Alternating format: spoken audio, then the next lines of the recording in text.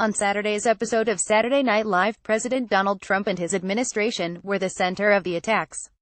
Alec Baldwin returned to mimic Trump and Kate McKinnon appeared for the first time as White House counselor Kellyanne Conway. The skits began with Baldwin as Trump talking to Beck Bennett as Vice President Mike Pence, who is at an NBA game. Baldwin asks if any of the players there are kneeling, and Bennett said one player knelt.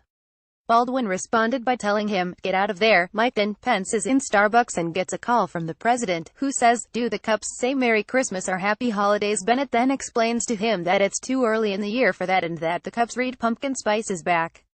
Baldwin then responds, "Get out of there, Mike." This, of course, is in response to Trump recently saying that Americans would say Merry Christmas again. Then they reenacted a parody of Stephen King's horror movie It with Kellyanne Conway as Kelly Wise the dancing clown.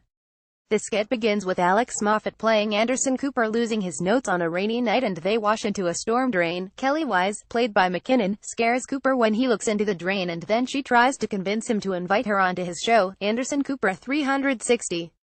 The skit ends with Kelly Wise transforming into Hillary Clinton and trying to lure Cooper into the storm drain with a free copy of her book, What Happened? But now, after all of the attacks on the Trump administration, the ratings have been released. Last night's episode, which also featured Alec Baldwin's return as President Donald Trump and a new Kellyanne Conway film-inspired digital short, this time taking on horror hit It, was up from last week's show 4.4 in households, 1.7 in 1849 and the season opener 4.5, 2.1 for those following SNL ratings. Wondering why we are reporting metered markets? NBC is reverting to that currency and will no longer be ordering special live same-day fast official ratings as it has since SNL went live on both coasts last spring.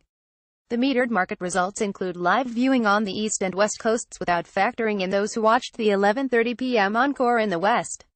While still below last year's big deliveries, SNL is starting to catch up, especially in 1849.